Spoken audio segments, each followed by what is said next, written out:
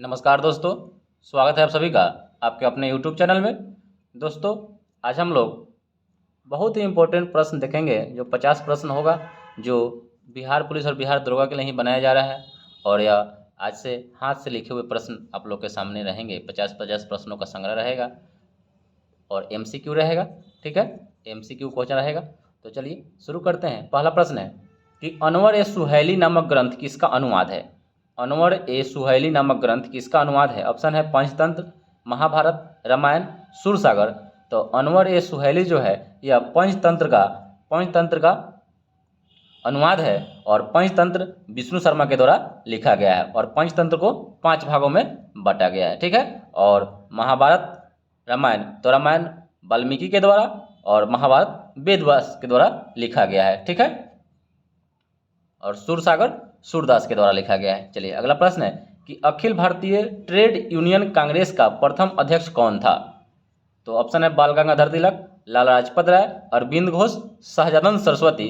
तो इसका जो राइट आंसर हो जाएगा लाला लाजपत राय। और अखिल भारतीय ट्रेड यूनियन कांग्रेस का स्थापना जो हुआ था वह 1920 ईस्वी में हुआ था। ठीक है, और लाला लाजपत राय इसके पहले अध्यक्ष बने थे। चलिए अगला प्रश्न कि किस शासक ने अपने शासनकाल में ही, यानी किस वंश के शासक अपना शासनकाल में ही अपना उत्तराधिकारी घोषित करते थे? तो ऑप्शन है पल्लव वंश, राष्ट्रकूट वंश, चोल वंश और सातवाहन वंश। तो जो चोल वंश के शासक थे ना, वो अपना उत्तराधिकारी शासनकाल में ही तय कर लेते थे कि कौन मेरा उत्तराधिकारी होगा। ठीक है, और चोल वंश का संस्थापक कौन था? विजयालय था। राष्ट्रकूट वंश का दंतीदुर्ग, सातवाहन वंश का सिमुक था। चलिए अगला प्रश्न है कि सम्राट हर्षवर्धन ने 2 महान धार्मिक सम्मेलन का आयोजन किया था। ऑप्शन है कनौज एवं प्रयाग में, प्रयाग एवं थानेश्वर में, थानेश्वर एवं बल्भी में और बल्भी एवं प्रयाग में। तो जो सम्राट हर्षवर्धन जो था वह महान धार्मिक सम्मेलन का आयोजन किया था, वह कनौज एवं प्रयाग में किया था, कनौज एवं प्रयाग में किया था। और इसी हर्षवर्धन के शासनकाल में ह्वेनसांग आया था। ये भी आपसे क्वेश्चन पूछता था कि ह्वेनसांग किसके शासनकाल में आया था? तो हर्षवर्धन के शासनकाल में आया था। चलिए अगला प्रश्न देखते हैं कि गोलघर का निर्माण कब हुआ था? गोलघर का निर्माण कब हुआ था? ऑप्शन है 1783, 1780, 1785, 1786। तो जो गोलघर का निर्माण हुआ था वह 1786 ईस्वी में हुआ था। कब हुआ था? 1786 ईस्वी में हुआ था। और गोलघर कहाँ है? तो पटना में है। कहाँ है? पटना में है। चलिए अगला प्रश्न है कि मुगल बादशाह किसने अपनी आत्मकथा फारसी में लिखी थी? तो आत्मकथा अपनी जीवनी खुद जो लिखता है उसको आत्मकथा कहते हैं। ठीक है, तो मुगल बादशाह किसने अपनी आत्मकथा फारसी में लिखी थी? तो ऑप्शन है अकबर, हुमायूं, जहांगीर, शाहजहां। तो जहांगीर ने अपनी आत्मकथा तुजुके जहांगीरी फारसी भाषा में लिखा था। ठीक है, और बाबर ने भी अपनी आत्मकथा तुजुके बाबरी तुर्की भाषा में लिखा था। यही बात याद रखना है। तो मुगल काल के 2 शासक बाबर और जहांगीर अपना आत्मकथा लिखा था। चलिए अगला प्रश्न है कि सर्वप्रथम लोक निर्माण विभाग की स्थापना किसने की थी? ऑप्शन है इल्तुतमिश, बलबन, अलाउद्दीन खिलजी, फिरोज शाह तुगलक। तो सर्वप्रथम लोक निर्माण विभाग की स्थापना किसने की थी? तो यह फिरोज शाह तुगलक के द्वारा किया गया था। किसके द्वारा? फिरोज शाह तुगलक के द्वारा किया गया था। चलिए अगला प्रश्न है कि किस इतिहासकार ने दीन ए इलाही को धर्म की संज्ञा दी थी या धर्म कहा था? दीन ए इलाही 1582 में इसका अकबर स्थापना किया था। तो इसको धर्म किसने कहा था? तो ऑप्शन है अबुल फजल, निजामुद्दीन अहमद, शेख सलीम चिश्ती और अब्दुल कादरी बदायूं। तो इसका राइट आंसर हो जाएगा अब्दुल कादरी बदायूं जो था वह दीन ए इलाही को धर्म की संज्ञा दिया था। चलिए अगला प्रश्न है कि किस बादशाह के अंतर्गत मुगल सेना में सर्वाधिक हिंदू सेनापति थे? तो ऑप्शन है हुमायूं, अकबर, औरंगजेब, जहांगीर। तो जो औरंगजेब था, औरंगजेब के शासनकाल में सर्वाधिक हिंदू सेनापति रहते थे। चलिए अगला प्रश्न है कि इंदिरा गांधी नहर का उद्गम स्थल है, यानी कहाँ है? ऑप्शन है गांधी सागर बांध, भाखड़ा बांध, हरिके बांध और गोविंद बल्लभ सागर। तो इंदिरा गांधी नहर जो है राजस्थान में है और यह इसका जो उद्गम है हरिके बांध यानी हरिके बैराज से है। ठीक है, चलिए अगला प्रश्न है कि मानव नेत्र का कौन सा भाग दान दिया जाता है। ठीक है, ऑप्शन है रेटिना, कॉर्निया, पूरी आंख, नेत्र लेंस। तो जो मानव नेत्र का जो होता है ना कॉर्निया, यही दान दिया जाता है। और मानव नेत्र जो होता है ना उसका सामान्य दूरी जो होती है वह 25 सेंटीमीटर होती है। कितनी होती है? 25 सेंटीमीटर। और अधिकतम जो होती है अनंत होती है। ठीक है, अगला प्रश्न है कि पीलिया से प्रभावित मानव अंग कौन सा है। तो ऑप्शन है अमाशय, अग्नाशय, यकृत, छोटी आंत। तो पीलिया से प्रभावित जो अंग है वह यकृत है, यानी लीवर है। अगला प्रश्न है कि डायलिसिस किससे संबंधित है। डायलिसिस किससे संबंधित है? ऑप्शन है किडनी, लीवर, आंखें, मस्तिष्क। तो जो डायलिसिस होता है वह किडनी से संबंधित है। किससे? किडनी से संबंधित है, वृक्क से। ठीक है, चलिए अगला प्रश्न है कि पौधे के किस भाग से हल्दी प्राप्त की जाती है। पौधे के किस भाग से हल्दी प्राप्त की जाती है? ऑप्शन है जड़ से, पुष्प से, फूल से, फल से और तना से। तो जो हल्दी होता है वह तना से प्राप्त किया जाता है। हल्दी होता है, प्याज होता है, आलू होता है, ये सब तना से प्राप्त किया जाता है। हद कर दी आपने, एक ट्रिक है। चलिए अगला प्रश्न है कि महाभारत के फारसी अनुवाद का शीर्षक क्या है। तो महाभारत वेद व्यास के द्वारा लिखा गया था। जो ऑप्शन है अनवर सुहेली, रजनामा, रामायण और आयार दानिश। तो जो महाभारत का जो फारसी अनुवाद है उसका जो शीर्षक है रजमनामा है। क्या है? रजमनामा, यानी युद्धों की पुस्तक। चलिए अगला प्रश्न है कि किस सुल्तान ने जमीन में फसल की नपाई का आधा राजस्व के रूप में दावा किया था। यानी किस सुल्तान ने जमीन में जो फसल की नपाई का जो आधा राजस्व के रूप में दावा किया था। ऑप्शन है फिरोज शाह तुगलक, इल्तुतमिश, अलाउद्दीन खिलजी, बलबन। तो जो अलाउद्दीन खिलजी था वह फसल की नपाई में आधा राजस्व के रूप में लेता था। चलिए अगला प्रश्न है कि बक्सर के युद्ध के समय ईस्ट इंडिया कंपनी का सेनापति कौन था। ये हमेशा क्वेश्चन आपसे पूछता है कि एक आप स्टार डबल स्टार लगा लीजिए, आपसे क्वेश्चन पूछेगा ही पूछेगा कि या तो बक्सर का युद्ध पूछ देगा या बक्सर के युद्ध के समय ईस्ट इंडिया कंपनी का सेनापति कौन था। तो बक्सर का युद्ध हुआ था 22 या 23 अक्टूबर जो देता है 1764। और उस समय जो ईस्ट इंडिया कंपनी का सेनापति था वह हेक्टर मुनरो था। कौन था? हेक्टर मुनरो था। चलिए अगला प्रश्न है कि भूप्रपट्टी में सर्वाधिक मात्रा में पाया जाने वाला कौन सा तत्व है। ऑप्शन है ऑक्सीजन, हाइड्रोजन, सिलिकॉन, एल्युमिनियम। तो भूप्रपट्टी में सर्वाधिक मात्रा में पाया जाने वाला जो तत्व है ऑक्सीजन है।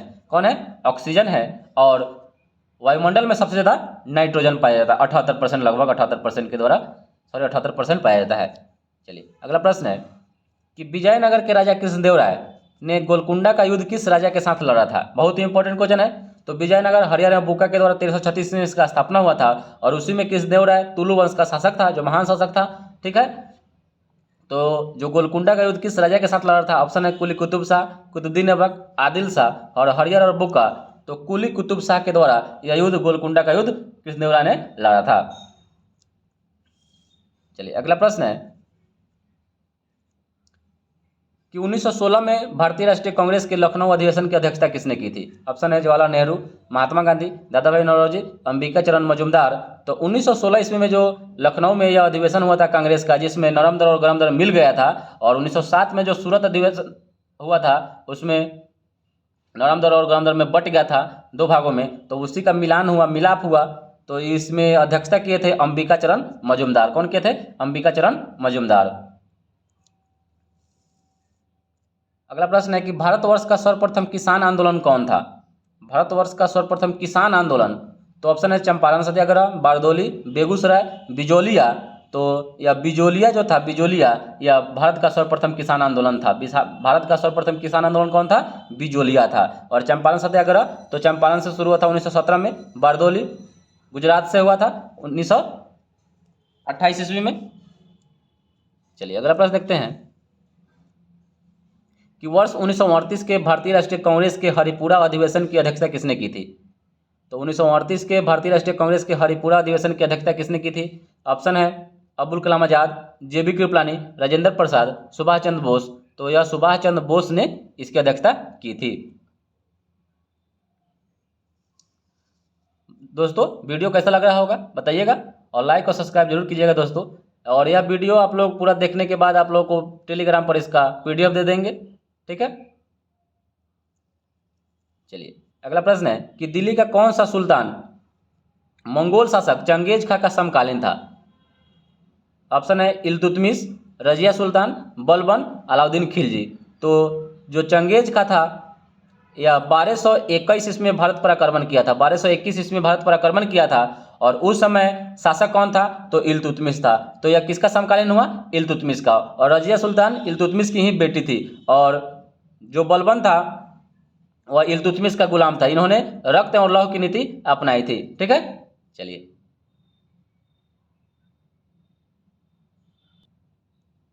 अगला प्रश्न है कि भारत के स्वतंत्रता आंदोलन के दौरान महात्मा गांधी के द्वारा स्थापित साबरमती आश्रम किस नगर के बाहर स्थित है?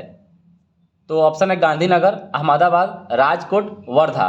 तो जो भारत के स्वतंत्रता आंदोलन के दौरान महात्मा गांधी ने स्थापित किया था साबरमती आश्रम, वह अहमदाबाद शहर नगर के बाहर स्थित है। ठीक है, चलिए अगला प्रश्न है कि 8 अगस्त 1942 में कांग्रेस ने भारत छोड़ो आंदोलन कहाँ से शुरू किया था या कहाँ से प्रारंभ किया था? तो ऑप्शन है मुंबई, मद्रास, कोलकाता, पुणे। तो भारत छोड़ो आंदोलन मुंबई से शुरू हुआ था। कहाँ से हुआ था?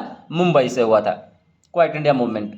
अगला प्रश्न है कि दक्षिण एशिया का सबसे बड़ा मरुस्थल कौन सा है? दक्षिण एशिया का सबसे बड़ा मरुस्थल कौन सा है? ऑप्शन है आटाकामा या चिली में पड़ता है, कोलोरेडो, कलहारी, बोत्सवाना में पड़ता है, और थार। तो ये दक्षिण एशिया का सबसे बड़ा जो मरुस्थल है यह थार है, या कहाँ है? अपने भारत राजस्थान में है। ठीक है,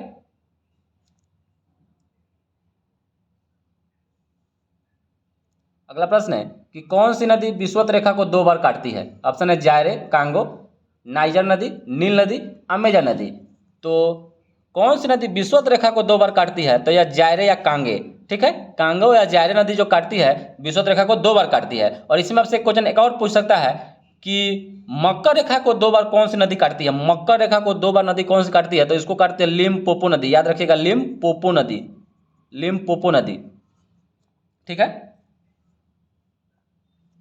और एक आपसे क्वेश्चन पूछेगा कि कर्क रेखा को 2 बार कौन सी नदी काटती है? तो यह माही नदी काटती है। कौन नदी? माही नदी। और कर्क रेखा भारत के 8 राज्यों से होकर गुजरती है। चलिए अगला प्रश्न है कि दूरदृष्टि दोष में प्रतिबिंब कहाँ पर बनता है? तो दूरदृष्टि दोष में दूर की वस्तु दिखाई देती है, नजदीक की नहीं दिखाई देती है। तो इसमें जो प्रतिबिंब बनता है वह रेटिना के पीछे बनता है। कहाँ बनता है? रेटिना के पीछे बनता है। और दूरदृष्टि दोष के लिए उत्तल लेंस का प्रयोग करते हैं। किस लेंस का? उत्तल लेंस का प्रयोग करते हैं, जिसको हाइपरमेट्रोपिया कहते हैं। ये भी बात याद रखना है आपको। ठीक है, चलिए अगला प्रश्न है कि पानी से भरी डांट लगी बोतल जमने पर टूट जाएगी क्योंकि? ऑप्शन है जमने पर बोतल सिकुड़ता है, जमने पर आयतन घट जाता है, जमने पर आयतन बढ़ जाता है, और कांच ऊष्मा का सुचालक होता है। तो जमने पर आयतन बढ़ जाता है। क्या होता है? जमने पर आयतन बढ़ जाता है। अगला प्रश्न है कि मनुष्य के खोपड़ी में कितनी हड्डियां पाई जाती है? मनुष्य के खोपड़ी में कितनी हड्डियां पाई जाती है? ऑप्शन है 28, 30, 29, 34। तो 29 हड्डियां पाई जाती है। मनुष्य के खोपड़ी में 29 हड्डियां पाई जाती है। अगला प्रश्न है कि विश्व ओजोन दिवस कब मनाया जाता है? विश्व ओजोन संरक्षण दिवस कब मनाया जाता है? ऑप्शन है 19 जून, 19 अगस्त, 16 सितंबर, 16 नवंबर। तो 16 सितंबर को विश्व ओजोन दिवस मनाया जाता है। ठीक है, और ओजोन जो परत है वह किस मंडल में है? तो समताप मंडल में है ओजोन परत। चलिए अगला प्रश्न है कि किस सिख गुरु को अकबर ने 500 बीघा जमीन दान में दी थी या दी थी? तो किस सिख गुरु को अकबर ने 500 बीघा जमीन दी थी? ऑप्शन है गुरु अर्जुन देव, जो सिखों के 5वें गुरु थे, गुरु रामदास, गुरु हर राय, गुरु तेग बहादुर। तो गुरु रामदास को अकबर ने 500 बीघा जमीन दी थी। अगला प्रश्न है कि बंगाल के दोहरे शासन को किस अंग्रेज शासक ने समाप्त किया? बंगाल के दोहरे शासन को किस अंग्रेज शासक ने समाप्त किया? ऑप्शन है Robert Clive, Warren Hastings, Lord Canning, Lord Wellesley. तो वारेन हेस्टिंग्स के द्वारा बंगाल के दोहरे शासन पद्धति को समाप्त कर दिया गया। अगला प्रश्न है कि सर्वोदय शब्द का सर्वप्रथम प्रयोग किसने किया था? सर्वोदय शब्द का सर्वप्रथम प्रयोग किसने किया था? ऑप्शन है महात्मा गांधी, जवाहरलाल नेहरू, विनोबा भावे और जयप्रकाश नारायण। तो सर्वोदय शब्द का सर्वप्रथम प्रयोग महात्मा गांधी के द्वारा किया गया था। किसके द्वारा? महात्मा गांधी के। और सर्वोदय आंदोलन जो हुआ था वह जयप्रकाश नारायण ने शुरू किया था। अगला प्रश्न है, इसमें आपको 2 क्वेश्चन मिल जाएगा कि हिंदी का पहला समाचार पत्र, आपसे भी पूछ सकता है कि हिंदी का पहला समाचार पत्र कौन था? तो उतंत मार्टन, या कहाँ से प्रकाशित होता था? ऑप्शन है कोलकाता, पटना, इलाहाबाद, लखनऊ। तो यह कोलकाता से होता था। कहाँ से? कोलकाता से। और पंडित जुगल किशोर मिश्रा के द्वारा यह उतंड मॉडर्न समाचार पत्र प्रकाशित होता था। अगला प्रश्न है कि मुगल काल में किस जिले को भारत का सिराज के नाम से जाना जाता था? मुगल काल में किस जिले को भारत का सिराज के नाम से जाना जाता था? तो ऑप्शन है आगरा, प्रयागराज, जौनपुर और लखनऊ।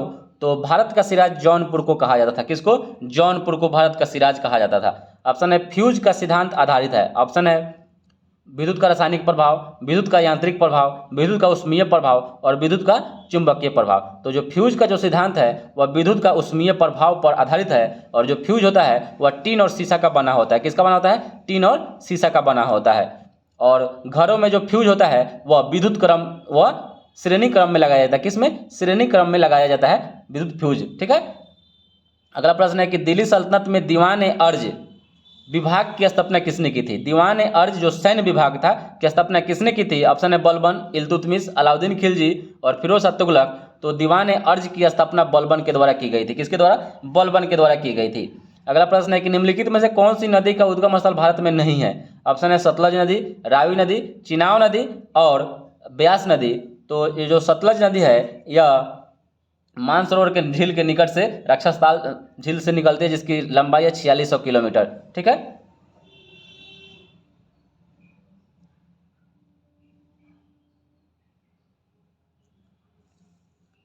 चलिए अगला प्रश्न है कि महात्मा गांधी जी ने अपनी आत्मकथा मूल रूप से किस भाषा में लिखी थी? महात्मा गांधी जी ने अपनी आत्मकथा मूल रूप से किस भाषा में लिखी थी? तो ऑप्शन है हिंदी में, मराठी में, गुजराती में, अंग्रेजी में। तो यह गुजराती भाषा में अपनी आत्मकथा लिखे थे। अगला प्रश्न है कि वायुमंडलीय दाब को मापने के लिए किस यंत्र का इस्तेमाल करते हैं? ऑप्शन है हाइड्रोमीटर, बैरोमीटर, मैनोमीटर, हाइग्रोमीटर। तो मंडलीय दाब को मापने के लिए बैरोमीटर का प्रयोग करते हैं। किस मीटर का? बैरोमीटर का प्रयोग करते हैं। और मैनोमीटर से गैसों का दाब मापते हैं और हाइग्रोमीटर से अपेक्षिक आर्द्रता मापते हैं। ठीक है। और हाइड्रो जो मीटर होता है उसे क्या मापते हैं? अपेक्षिक घनत्व मापते हैं। अगला प्रश्न है कि प्रेस की स्वतंत्रता किस अनुच्छेद में निहित है? तो जो प्रेस की स्वतंत्रता है अनुच्छेद जो 19 के ए है उसी में निहित है, आर्टिकल 19 ए में। ठीक है। और जो आर्टिकल 17 है उसमें छुआछूत का अंत है। और आर्टिकल जो 21 है इसमें निजता का अधिकार है। निजता का जो अधिकार है आर्टिकल आपको 21 में ही है। चलिए अगला प्रश्न है कि स्वामी सहजानंद सरस्वती का नेता से स्वामी सहजानंद सरस्वती नेता किससे संबंधित हैं या किससे संबंधित थे? तो जनजाति लोगों के, किसानों के, जमींदारों के, मजदूरों के। तो जो स्वामी सहजानंद सरस्वती थे वह किसानों के नेता थे। किसके नेता थे? किसानों के नेता थे। बहुत ही क्वेश्चन ये पूछता है। ठीक है। चलिए अगला प्रश्न है कि पुरी में जो रथ यात्रा किसके सम्मान में निकाली जाती है? जो पुरी उड़ीसा में जो है उसमें रथ यात्रा निकलती है, किसके सम्मान में निकाली जाती है? ऑप्शन है भगवान राम, भगवान विष्णु, भगवान श्री कृष्ण और भगवान गणेश। तो भगवान विष्णु के सम्मान में यह रथ यात्रा निकाली जाती है। अगला प्रश्न है कि मोहम्मद बिन कासिम के आक्रमण के समय स्वर्ण नगरी किसे कहा जाता था? तो भारत पर आक्रमण करने वाला पहला मुसलमान मोहम्मद बिन कासिम ही था। और उस समय स्वर्ण नगरी किसे कहा जाता था? ऑप्शन है कश्मीर, मुल्तान, पेशावर, दिल्ली। तो उस समय मुल्तान को स्वर्ण नगरी के नाम से जाना जाता था। चलिए अगला प्रश्न है कि सबसे प्राचीन पर्वत कौन सी है? ऑप्शन है हिमालय, अरावली, विंध्याचल, सतपुड़ा। तो जो अरावली है यह सबसे प्राचीन पर्वत है, सबसे प्राचीन यानी सबसे पुराना पर्वत है। और इसकी जो पर्वतमाला है वह गुरु शिखर है। ठीक है, चोटी जो है। चलिए 1728 मीटर उसकी ऊंचाई है। अगला प्रश्न है कि भारत में सबसे बड़ा मिट्टी का वर्ग कौन सा है? ऑप्शन है लाल मिट्टी, काली मिट्टी, बलुई मिट्टी और कछारी मिट्टी। तो कछारी जो मिट्टी है, जलोढ़ मिट्टी, इसका जो वर्ग यानी क्षेत्रफल जो है सबसे ज़्यादा है। अगला प्रश्न है कि ब्लैक होल सिद्धांत की जानकारी सर्वप्रथम किसने दी थी? तो ऑप्शन है सीवी रमन, मेघनाथ देसाई, एस चंद्रशेखर और होमी जहांगीर भाभा। तो एस चंद्रशेखर ने ब्लैक होल सिद्धांत की जानकारी सर्वप्रथम दी थी। अगला प्रश्न है कि किस गुप्त शासक को सर्वप्रथम सिक्के जारी किए थे? किस गुप्त शासक ने सर्वप्रथम सिक्के जारी किए थे? ऑप्शन है चंद्रगुप्त प्रथम, घटोत्कच, समुद्रगुप्त और श्रीगुप्त। तो चंद्रगुप्त प्रथम ने पहली बार सिक्के जारी किए थे सोने के। ठीक है। चलिए अगला प्रश्न है कि किस नेता ने 1906 में कलकत्ता कांग्रेस अधिवेशन की अध्यक्षता की थी? ऑप्शन है बाल गंगाधर तिलक, गोखले, अरविंद घोष और दादा भाई नौरोजी। तो दादा भाई नौरोजी ने 1906 में कलकत्ता में कांग्रेस का अधिवेशन जो हुआ था उसकी अध्यक्षता किया था। ठीक है, तो आज के लिए इतना ही दोस्तों, फिर मिलते हैं दूसरे 50 प्रश्नों का संग्रह लेकर। तब तक के लिए जय हिंद, वंदे मातरम। वीडियो कैसा लगा होगा दोस्तों, लाइक कमेंट में बताइएगा और लाइक और सब्सक्राइब जरूर कीजिएगा, जितना हो सके इसको वायरल कर दीजिए दोस्तों।